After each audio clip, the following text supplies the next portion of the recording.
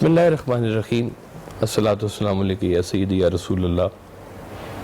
تمام دیکھنے والوں کی خدمت میں بہت مؤدبانہ سلام میرا۔ آج اس موضوع پہ میں بات کرنا چاہ رہا ہوں، ہم لوگ کہیں نہ کہیں اس موضوع کے ساتھ تقریباً سب لوگ ہی جڑے ہوئے ہیں۔ میں آج بات کرنا چاہ رہا ہوں حقوق پر، کہ ایک انسان کا دوسرے انسان پر یا اس ملک پر کیا حقوق کیا ہے اس کے۔ یہ اگر اس کی کوئی وضاحت نہ بھی کی جائے نا، کوئی اس کی اگر فارمولیشن نہ بھی تیار کی جائے تو بھی اس کی ایک فارمولیشن موجود ہے، کیونکہ یہ اخلاقیات کے جو دائرے میں چیزیں آتی ہیں وہ تقریباً تمام جتنی بھی معاشرے ہیں، جتنے بھی مذاہب ہیں، اس کے بیچ میں آج سے نہیں کبھی سے یہ چلتا ہوا آ رہا ہے۔ جس چیز کی معاشرے میں جتنی افادیت ہوگی اس کی اتنی ہی کہنا چاہیے کہ قیمت بھی ہوگی، افیکٹیویٹی کے ساتھ۔ یہ مجھے جو ہے نا تھوڑی سی جمہوریت میں یہ کبھی کبھی ایک تھوڑا سا خلا یہ نظر آتا ہے کہ ہم لوگ جو ہے نا وہ ایک ہی جیسے ووٹ سسٹم کے ساتھ سارے کے سارے جڑے ہوئے ہیں۔ ایک معلم، ایک عالم دین کا ووٹ اور ایک چور کا ووٹ برابر، ایک پی ایچ ڈی کا اور ایک میٹرک پاس کا ووٹ برابر۔ افادیت کے ساتھ ہونی چاہیے باتیں۔ اگر چیزوں کو ان کے معیار کے حساب سے لے کر آنا ہے تو یہ بھی میں سمجھتا ہوں کہ لوگوں کے حقوق میں شامل ہونا چاہیے یہ بات بھی، کہ جتنی اس کی افیکٹیویٹی ہو اتنی ہی اس کی جو ہے نا اس کی قیمت کے لحاظ سے یا اس کی پروڈکٹیویٹی کے لحاظ سے جو ہے نا اس کو ایکنالج بھی ہونا چاہیے۔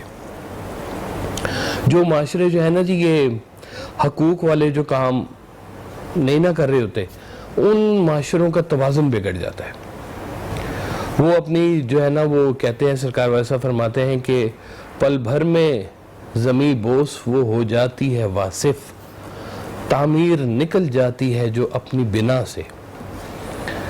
کہ بڑی سے بڑی عمارت بھی ہونا، اگر اس کے حقوق نہ پورے ہو رہے ہوں، یہ حقوق اس کی بنیادیں ہیں اس معاشرے کی، اگر وہ حقوق پورے نہ ہو رہے ہوں تو پوری کی پوری جو عمارت ہے نا وہ کسی وقت بھی گر سکتی ہے، کیونکہ اس کی بنیاد ہی نیچے سے ہل جاتی ہے۔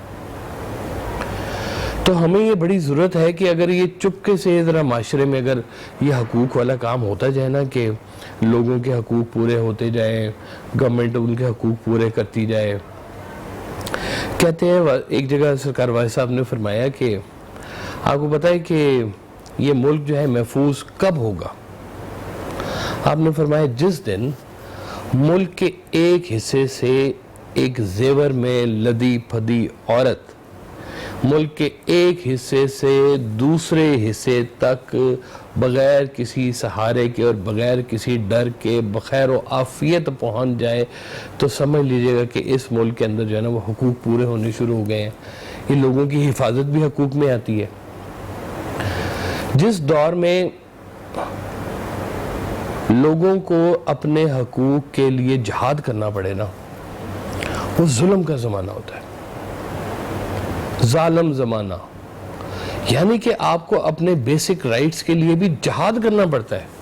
یہ جتنے بھی ملک کے اندر جہاں کہیں بھی بہت بڑے بڑے انقلابات آئے ہیں نا، وہ ان کے پیچھے ریزنز یہ تھی کہ لوگوں کے حقوق نہیں پورے ہوئے اور ان کو وہ حقوق لینے کے لیے جہاد کرنا پڑا۔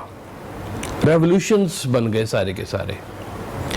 تو ریولوشنز جو ہے نا وہ پھر انقلاب برپا کرتے ہیں، تحریریں چلاتے ہیں، اپنی تحریکیں چلاتے ہیں، دوسرے معاملات کرتے ہیں، ایجیٹیشن ہوتی ہے، اس لیے کہ ان کے حقوق نہیں پورے ہو رہے اور اس پہ کوئی غور بھی نہیں ہو رہا، اس لیے ان کو اپنے حقوق کے لیے جہاد کرنا پڑتا ہے۔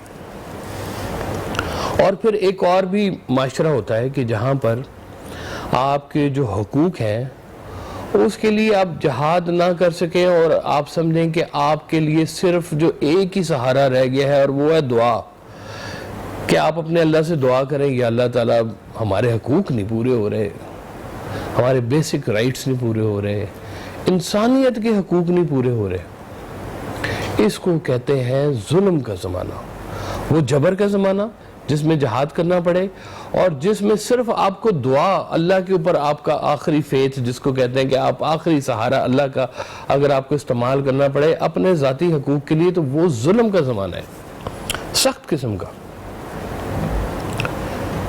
اور پھر ایک وہ معاشرہ ہوتا ہے جس میں تھوڑے پورے ہو گئے، تھوڑے رہ گئے، کسی کے ہو گئے کسی کے نہ ہوئے، اس کو کہتے ہیں افراتفری کا زمانہ۔ یہ جو معاشرہ ہے نا، یہ افراتفری کا شکار ہے کہ کچھ ہے کچھ نہیں ہے، کسی کا چھوٹ گیا کسی کا رہ گیا، کسی کے معاملات پورے ہو گئے، تو یہ افراتفری کا زمانہ ہے۔ پھر ایک اور کیٹیگری ہوتی ہے معاشرے کی حقوق کے حوالے سے، جس میں کہتے ہیں کہ اندھا راج، سب جو ہے نا وہ ایک ہی لاٹھی سے ہانکے جا رہے ہیں، اس کو کہتے ہیں اندھیر نگری۔ سنا ہوا ہے نا آپ نے، اندھیر نگری چوپٹ راج۔ وہ کہتے ہیں کہ ایک دفعہ نا ایک گرو اور چیلا ایک بستی میں گئے، تو وہاں پہ انہوں نے ایک بڑا عجیب سا منظر دیکھا کہ ہر چیز جو ہے وہ ٹکا سیر ہے۔ پرانے وقتوں کی کہانی ہے کہ ہر چیز جو ہے وہ ٹکا سیر مل رہی ہے وہاں پہ۔ تو چیلے نے کہا کہ جی گرو یہ تو بڑی اچھی بستی ہے، یہاں تو سب کچھ ٹکا سیر مل رہا ہے، اپنی من پسند چیزیں کھائیں، یہاں پہ جو مرضی کریں، ہر چیز ایک ہی ریٹ پہ مل رہی ہے، یہاں کیوں نہ رہا جائے؟ اور گرو نے کہا وہ بالکل بہت خطرناک ایریا ہے، ادھر بالکل نہیں ٹھہرنا چاہیے، یہاں پہ کسی چیز کی کوئی قدر ہی نہیں ہے۔ دیکھیں نا دونوں اینگل کتنے فرق ہیں۔ انہوں نے کہا کہ ہر چیز کتنی سستی ہے، اس نے کہا یہی تو سب سے بڑا مسئلہ ہے کہ یہاں پہ ہر چیز سستی ہے، جن کی قدر و قیمت ہونی چاہیے وہ بھی اسی ریٹ پہ بک رہی ہیں، ادھر سے بھاگنا چاہیے۔ اس چیلے نے کہا کہ آپ نے جانا ہے تو جائیں، میں تو یہیں پہ رکوں گا، مجھے تو یہاں بڑا مزہ آ رہا ہے۔ گرو نے کہا اچھا ٹھیک ہے میں جاتا ہوں، لیکن یاد رکھی جس دن تجھے کوئی بڑی مشکل پیش آئے، پرابلم آ جائے کوئی نہ کوئی، تو نے مجھے یاد کرنا ہے اور کہنا ہے کہ مجھے میرے گرو سے ملائے، تو پھر تجھے میں بچانے کے لیے آؤں گا۔ انہوں نے کہا یہاں کیا بچانا ہے گرو، اتنا سستا زمانہ، سارا بڑی آسان سی بات۔ کہتے ہیں جی چیلا ادھر رہ گیا اور گرو وہاں سے چلے گئے۔ چیلا جو تھا وہ کھا کے جو تھا ہٹا کٹا ہو گیا جی کچھ ہی عرصے بعد۔ تو اب وہ تھا اندھیر نگری تھی، چوپٹ راج تھا سارے کا سارا، تو وہاں پر نا ایک کسی مجرم کو نہ کوئی پھانسی کی سزا دینی تھی، اور وہ بادشاہ بیٹھا ہوا اور جناب وہ پھندا تیار کیا گیا اور مجرم کو سزا دینے لگے۔ تو وہ جو پھانسی دینے والا جلاد جو ہوتا ہے نا، اس نے کہا کہ بادشاہ اسلام مسئلہ بن گیا، پھانسی کا پھندا جو ہے نا وہ تھوڑا سا بڑا بن گیا۔ بادشاہ نے کہا پھر کیا کیا جائے؟ انہوں نے کہا جی کسی موٹی گردن والے کو یہ لگ جائے نا تو وہ ٹھیک ہو جائے گا، پھندا پھر ٹھیک ہو جائے گا۔ تو بادشاہ نے کہا کہ ٹھیک ہے پکڑو۔ وہ چیلا آ گیا قابو، کھا کے جو موٹا ہو گیا وہ تھا۔ وہ چیلے نے کہا جی میرا قصور ہوگا، تیرا قصور ہے نہیں، پھندا ہمارا چھوٹا بن گیا، بڑا بن گیا، اب گردن تیری فٹ آتی ہے، تجھے ہم نے سزا دینی ہے، اور کیا کرنا ہے، ہر چیز ایک ہی بھاؤ جو بک رہی ہے وہاں پہ۔ وہ چیلے کو جناب جو تھا نا پھنس گیا۔ اب اس نے کہا کہ کیا کروں، پھر یاد آئی گرو نے کہا تھا مجھے آواز دے دینا۔ اس نے گرو کو آواز دی، کہتے ہیں گرو کو جہاں آواز دو گرو پھر آ جاتا ہوتا ہے۔ گرو آیا، گرو نے کہا کہ اچھا ایک کام کرنا، جو میں کہوں تم نے نا میرے پیچھے پیچھے کہنا ہے، میں تمہاری جان چھڑا دوں گا اس سے۔ چیلے نے کہا جی ٹھیک ہے۔ تو وہ گرو نے آتے ہی کہا کہ بادشاہ سلامت مجھے پھانسی لگا دے۔ چیلے نے کہا کہ مجھے پھانسی لگا دے، میرا آرڈر ہوا بھائی، مجھے پھانسی لگنی چاہیے۔ تو وہ جو گرو تھا نا وہ اس بات پہ بزید ہو گئی، نہیں مجھے پھانسی لگائے۔ اور چیلا بھی چونکہ کہاوت ہے اس کو، اس کے پیچھے مجھے پھانسی لگائے۔ اور بادشاہ نے کہا رولا کیا پڑ گیا، مسئلہ کیا ہے، کیوں تم کہہ رہے ہو پھانسی لگا دے، تم بھی کہہ رہے ہو پھانسی لگا دے۔ تو گرو نے کہا کہ مہاراج بات یہ ہے کہ یہ ہے بڑا کوئی شبھ مہورت، بڑی کوئی اچھی گھڑی ہے یہ والی، اس وقت جس کو پھانسی لگے گی نا وہ سیدھا جنت پہ جائے گا۔ اور بادشاہ نے کہا یہ بات ہے تو پھر مجھے پھانسی لگاؤ پہلے۔ تو وہ بادشاہ کو جو تھی نا پھانسی لگی، اور وہ جو تھا نا معاشرہ وہ پھر اندھیر نگری سے جو ہے نا چوپٹ راج جو تھا وہ پھر نکل آیا وہاں سے. تو یہ بھی حقوق کی اقسام ہے کہ ایک جیسا سلوک نہیں ہونا چاہیے سب کے ساتھ. ویلیویبل چیزیں وہ کہتے ہیں نا کہ کچ بھی مڑکا تے لال بھی مڑکا تے ہکو رنگ دوہاں دا مل سرافاں پائیے تے فرق ہزار کوہاں دا. کہ لال ہی رنگ کا ہوتا ہے کچ بھی, اور جو اصل منکا ہوتا ہے لال جس کو بولتے ہیں کہ وہ بھی جو ہے نا اصل وہ بھی لال ہی ہوتا ہے. کہتے ہیں کہ کچ بھی منکا تے لال بھی منکا, دونوں منکے ہیں, تے ہکو رنگ دوہاں دا, دونوں کا رنگ بھی ایک جیسا ہے. لیکن جب صراف کے پاس جائے گا تو پھر پتا چلے گا کہ دونوں میں سے ویلیو کس کی ہے.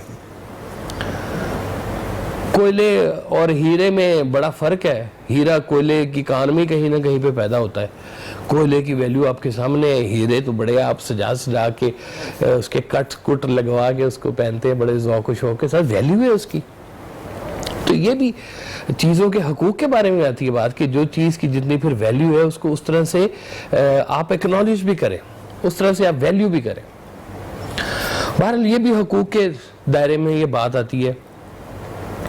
اگر حقوق کو نا ڈسکرائب کریں تو تین, میں کہہ سکتا ہوں کہ تین قسمیں بنتی ہیں حقوق کی. پہلی جو ایک قسم بنتی ہے نا جی وہ ہے آپ کی سماجی حقوق جس کو کہیں گے, کہ آپ جس سماج میں رہتے ہیں,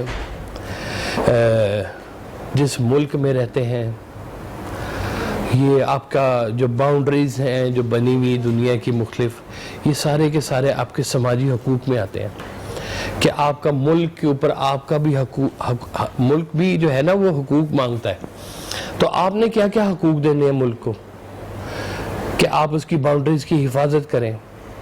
ہم لوگ بڑی مشکلوں سے قوم ذاتوں سے اور یہ چیزوں سے نکل کر ہم ایک قوم بنے تھے, اور ہم نے پھر ایک ملک بنایا تھا. اس نام پہ بنایا تھا کہ یہ ملک جو ہے نا یہ ان چیزوں سے آزاد ہوگا, ورنہ یہ کاسٹ سسٹم تو ہندوؤں میں آج تک شاید چلتا آ رہا ہے. وہ برہمن, شودر, کھشتری, وہ بڑے بڑے ہم اس طرح سے نام سنتے آئے ہیں سارے کے سارے, تو وہ ان کی بھی کیٹیگریز ہیں ساری کی ساری. تو ہم نے بھی یہاں پہ آ کے جو ہے نا وہ دوبارہ سے پھر ہم نے سارے سسٹم بنانے شروع کر دیے, کہ ہم نے وہ ایریاز ڈسکرائب کر دیے کہ یہ پنجابی ہیں, یہ بلوچی ہیں, یہ پٹھان ہیں, یہ سندھی ہیں. حالانکہ ہم ایک قوم ہیں, لیکن ہم قوموں سے جو ہے نا پھر وہ جماعتوں میں, ذاتوں میں اور علاقائی جو ہے پہچانے اس کے بیچ میں اتنے زیادہ ضم ہو گئے ہیں کہ ہم نے ایز اے بحیثیت قوم کئی سارے کام کرنے چھوڑ دیے ہوئے. ہمارا تو کام تھا کہ ہم ایک قوم جب بن گئے تھے تو پھر ہم اس قوم کے ساتھ ہی چلتے, اور نتیجہ کیا ہوتا ہے کہ پھر جب یہ ساری چیزیں بڑھتی ہیں تو سب اپنے اپنے نقطہ نظر پہ زندگی گزارنا شروع کر دیتے ہیں, تو ملک کے حقوق سارے کے سارے ختم ہونے شروع ہو جاتے ہیں. ہمارا کام بنتا ہے کہ ہم بحیثیت قوم اس ملک کو ایک اچھے لیول پہ ریکگنائز کروائیں. ہم اس کا معاشرہ اس طرح کا تخلیق کریں کہ لوگ اس معاشرے کی مثال دیں.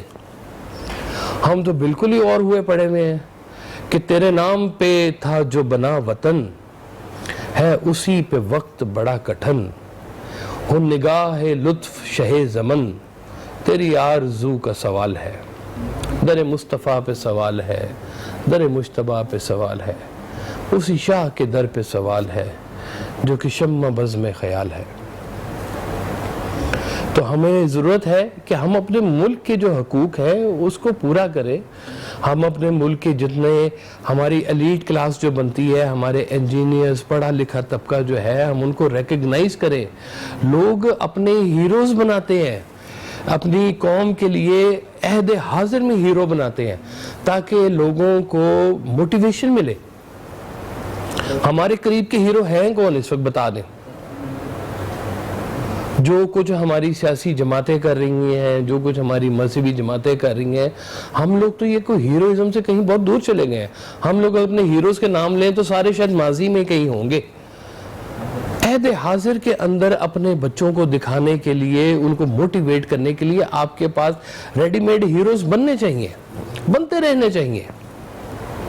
تاکہ آپ یہ بھی بچوں کے حقوق میں آئے گا کہ آپ ان کے لیے ایسا ماحول پیدا کریں کہ وہ اس ماحول کے اندر نرش کر سکیں، پرورش پا سکیں، ایک اچھا گلاب کا پھول بنے۔ اس کو آپ ماحول نہیں دیں گے، اس کی مٹی کو زرخیز نہیں کریں گے تو کیسے پھول پودے نکلیں گے اس ملک کے اندر؟ کیسے ان میں سے خوشبوئیں نکلیں گی؟ ہم لوگوں نے تو زمین کی زرخیزی کو چوسنا شروع کر دیا ہے، ختم کر دی زرخیزی ہم نے۔ ہماری تعلیم کمرشل ہو گئی ہوئی ہے، پروفیشنل ہو گئی ہوئی ہے، ہمارے اساتذہ جو ہے اسی نہج پہ چل رہے ہیں، ہمارے علماء اسی نہج پہ چل رہے ہیں، ہماری سیاسی جماعتیں اسی نہج پہ چل رہی ہیں۔ دیکھ لیں ہمارے دفاتر، ہمارے شعبے کہیں نہ کہیں پہ کرپشن کا شکار ہوتے جا رہے ہیں، اور ہم اس ملک کے حقوق پھر کیسے پورے کریں گے؟ یہ وقت ہے کہ ہم اس چیز کے اوپر غور کریں کہ بحیثیت قوم ہم نے اس ملک کے لیے کیا کرنا ہے، اس کو ریکگنائز کیا کرنا ہے، اس معاشرے کو کیسے بنانا ہے، سماج کے اندر ہم نے اپنا مقام کیسے پیدا کرنا ہے۔ یہ بھی ضروری بات ہوتی ہے کہ ہم سماج ہے، یہ ایک جو ہماری کنٹری ہے یہ ایک سماج ہے، اس طرح سے مختلف ایریاز کے مختلف سماج ہیں۔ آج ہم مثال دیتے ہیں کہ جی وہ نان مسلم جو لوگ ہیں ان کے ہاں پہ جی دیکھیں حفاظت بڑی وہ کرتے ہیں، ویلفیئر سٹیٹس بن گئی ہوئی ہیں، وہ لوگ کرپشن سے دور ہوتے جا رہے ہیں، وہ لوگوں کے حقوق ادا کرتے ہیں۔ یہ ساری چیزیں تو ہمارے مذہب نے ہمیں دی ہوئی ہیں۔ ہمارا کام بنتا ہے کہ ہم اس کے ساتھ جو ہے وہ ناانصافی نہ ہونے دیں۔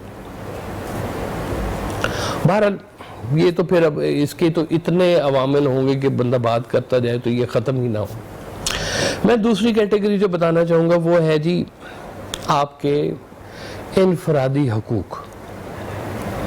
انفرادی حقوق جو ہیں کہ ہر انسان کے جو حقوق ہیں، دیکھیں آپ کے جو فرائض بنتے ہیں وہ دوسروں کے حقوق بھی بنتے ہیں۔ یہ حقوق اور فرائض جو ہے نا یہ کہیں دونوں کٹھے چلتے ہیں کہ آپ نے کچھ فرائض پورے کرنے ہیں، اگر آپ اپنے فرائض پورے کر رہے ہیں تو لوگوں کے حقوق پورے ہو رہے ہیں۔ حکومتیں اپنے فرائض پوری کر رہی ہوں گی تو لوگوں کے حقوق پورے ہو رہے ہوں گے، لوگ اپنے فرائض پورے کر رہے ہوں گے تو اس ملک کے جو ہیں وہ حقوق پورے ہو رہے ہوں گے۔ انفرادی حقوق جو ہے نا جی اس میں ایک آپ کا ظاہر ہے، ایک آپ کا باطن ہے۔ ظاہر کیا ہے کہ آپ کو جو اویلیبل دور میں جو تعلیم دی جا رہی ہے اس کے ساتھ کنیکٹ ہو، ضرور ہو۔ مجھے یاد ہے ہم بچپن میں نا وہ اس وقت تو ایک ہی ہوتا تھا اللہ کے فضل سے، پی ٹی وی جب ہم دیکھا کرتے تھے۔ یہ چینلوں کی بھرمار تو خراب ہوئی ہے نا، تو وہ پی ٹی وی پہ بڑی کوئی اگر چیز آتی تھی تو وہ آتا تھا کہ جی وہ آپ نے ڈرامہ دیکھنا ہے یا بچوں کی کوئی کارٹون شارٹون لگا کرتے تھے۔ تو ہمارے جو والد تھے نا سرکار حضرت واصف علی واصف، وہ نا ہمیں منع نہیں کرتے تھے کہ آپ ڈرامہ نہ دیکھو، وہ کہتے دیکھو، وہ کہتے تھے اس لیے دیکھو کہ تم نے جب جانا ہے اسکول میں، اور اسکول میں جب اس کے اوپر کوئی بات ہوگی تو ہمارے بچے جو ہیں وہ کمپلیکس نہ فیل کریں، ان کو دو۔ آپ فرماتے تھے کہ اپنے بچوں کو جدید تعلیم دو تاکہ رزق کما سکے، اور ان کو دین دو قدیم تاکہ برباد نہ ہو۔ تو ہم نے تعلیم لینی ہے جدید اور دین ہے ہمارا قدیم۔ ہم نے جو سرکار دو عالم صلی اللہ علیہ وآلہ وسلم نے جس دن فرما دیا تھا کہ آج میں نے تم پر دین مکمل کر دیا ہے، تو وہ دن تھا جس دن آپ کا دین مکمل تھا۔ سرکار ویسا فرمایا کرتے تھے کہ اپنے دین کو اگر اس دور میں بھی تم لے جاؤ نا تو بھی مکمل دین ہے۔ یہ جتنی چیزیں اس کے بعد آپ کے دین میں ایڈ ہوتی جا رہی ہیں، یہ ساری کی ساری چیزیں جو ہیں وہ کہیں نہ کہیں ہمارے اندر سیگریگیشنز پیدا کر رہی ہیں۔ ہمیں ظاہری طور پر بھی اس کے ساتھ دین کے اپنے حقوق یہ پورے کرنے ہیں کہ بچوں کی ایجوکیشن کے اوپر کام کرنا ہے، ان کی تربیت کے حوالے سے کام کرنا ہے، ان کی موٹیویشن کے حوالے سے کام کرنا ہے، اور دوسرا جو ہے کہ ہم نے اپنی ذاتی باطنی دنیا کے اوپر بھی کام کرنا ہے۔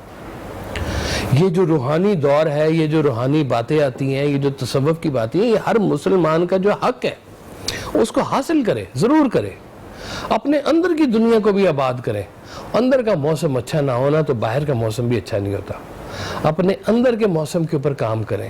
یہ اندر کی نا بیماریاں ہوتی ہیں بہت ساری. حسد ہوتا ہے, یہ باہر نظر نہیں آتا, اس کا ڈاکٹر کے پاس بھی علاج نہیں ہے. حسد ہوتا ہے, کینہ ہوتا ہے, طمع ہوتی ہے, لالچ ہوتا ہے. یہ نا اندر ہوتا ہے. یہ بیماریاں, آپ کی روح کی بیماریاں. یہ باطنی دنیا کے یہ بھی حقوق ہیں کہ آپ ان کے اوپر بھی کام کریں, ان کو ٹھیک کریں. یہ اچھے معاشرے کی طرف بات جائے گی. آپ اچھے ہوں گے, آپ سے اچھی بات نکلے گی. آپ برے ہوں گے تو پھر بری بات نکلے گی. ان کے اوپر بھی کام ہونا چاہیے. اور پھر جو آخری, اگر میں کہوں کہ آخری اگر جو باتیں ہیں تو وہ ہے پھر مالک کے, ہمارے خالق کے حقوق, کہ اس نے ہمیں پیدا فرمایا تو یہ ہم پر بھی کچھ فرض ہے کہ ہم اس کے بھی حقوق ادا کریں.